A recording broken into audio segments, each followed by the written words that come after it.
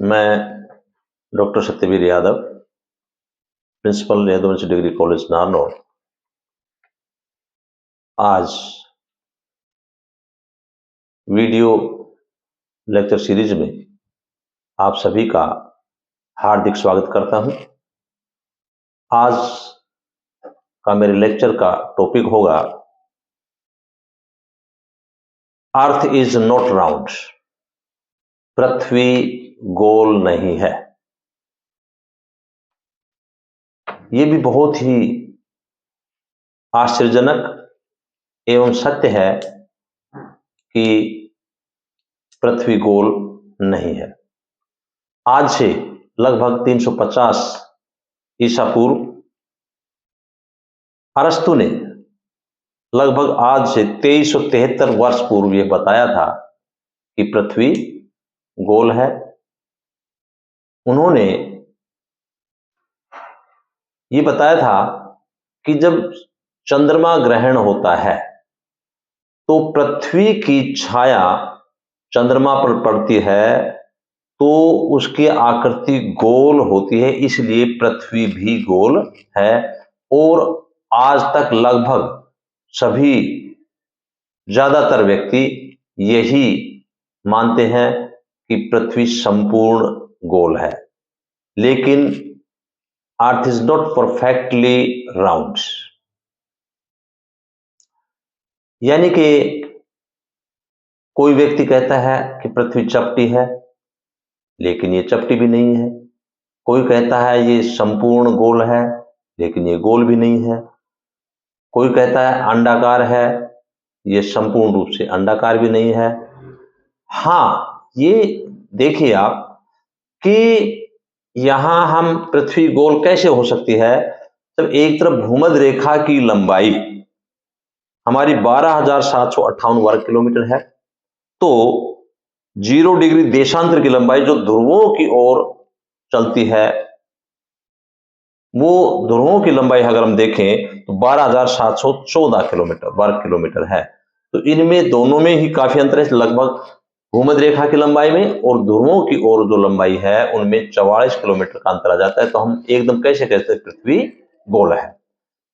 इसका मतलब ये हुआ कि पृथ्वी ध्रुवों पर चपटी है और भूमध्य रेखा के ऊपर इसका उभार दिखाई देता है। यहां लगभग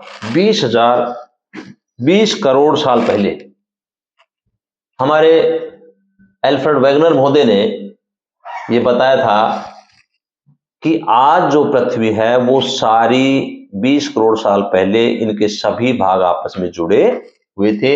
इन जुड़े हुए भागों को उन्होंने पेंजिया का नाम दिया था और इस प्रकार से जो सारा भाग जुड़ा हुआ था तो उसे पेंजिया कहा। इसका ऊपरी भाग लारेशिया कहा, दक्षिणी भाग गोंडवाना लैंड कहा और पानी का जो भाग था पैंथालासा कहा और अफ्रीका और यूरेशिया के बीच का जो भाग था तैथिस सागर कहलाया।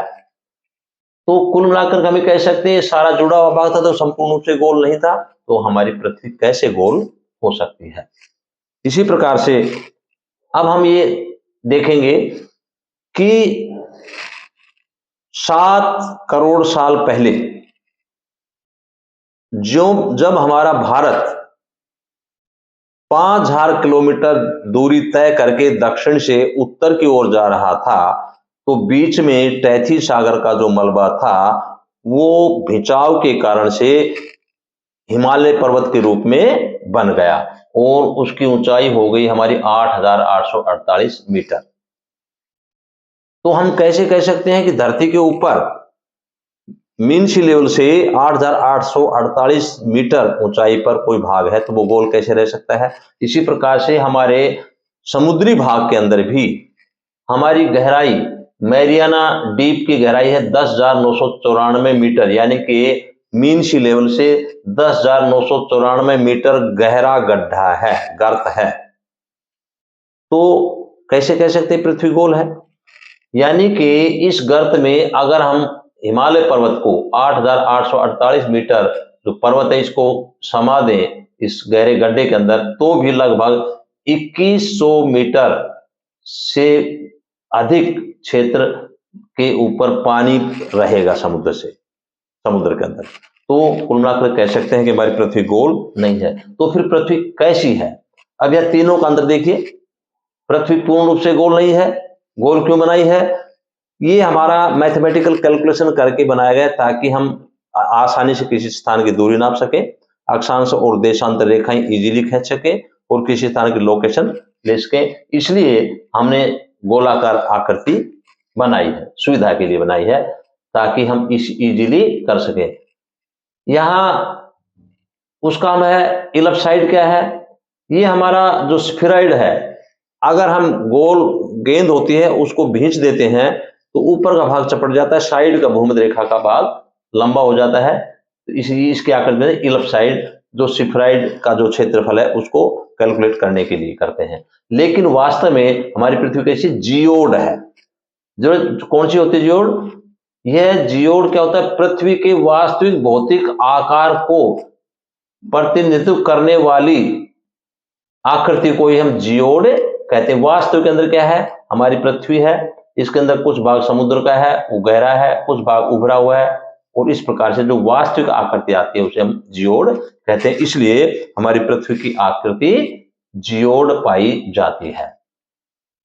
यहां हम देख सकते हैं कि गोलाकार क्या है? पृथ्वी के आकार का एक गणितीय अनुमान हम गोलाकार है। तो ये हमने बनाया है, इलिप्सॉइड है।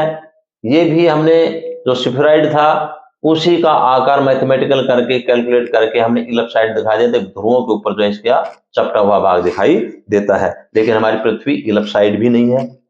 हमारी पृथ्वी कैसी है? जियोड है। यहां हम कह सकते हैं कि गोलाकार का उपयोग क्यों करते हैं? गोलाकार का इसलिए करते हैं कि जियोड की आकृति अनियमित है। कभी कोई भाग ऊंचा है, कोई भाग धंसा हुआ है, तो उसका प्रॉपर रूप से हम काम नहीं कर सकते। अगर मैथमेटिकल रूप से काम करेंगे तो उसमें असुविधाएं होती हैं। इसलिए हमने अनियमित आकार की तुलना में गणितीय रूप में काम करना बहुत आसान होता है। इसलिए हमने पृथ्वी को गोल आकृति के रूप में दिखाया। जैसे कि हम ग्लोब है, तो इसको हम क्या मानते हैं कि पृथ्वी का ट्रू रिप्रेजेंटेशन मानते हैं, लेकिन वास्तव में ट्रू रिप्रेजेंटेशन नहीं है। ये तो बिल्कुल गोलाकार है और चिकना है, और एकदम जो है दिखाई देता है। वास्तव में ऐसा नहीं है। यहां हम कह सकते हैं कि पृथ्वी का आकार है वो, संक्षेप में हम क्या कह सकते हैं कि संक्षेप में हमारी आकृति ये है जियोड। अब जियोड का संक्षिप्त रूप से हम कह सकते हैं कि जियोड पृथ्वी के वास्तविक आकार का प्रतिनिधित्व करता है। इसलिए हमारी पृथ्वी जियोड है। जबकि गोलाकार क्यों बनाई गई है? गोलाकार एक सरलीकरण गणितीय मॉडल प्रदान करता है। आसानी से हम सरल करने के लिए हम उसका मॉडल को गोलाकार दिखाया गया। वास्तव में हमारी आकृति रियल रूप में जियोड ही है। Thank you very much. Thank you.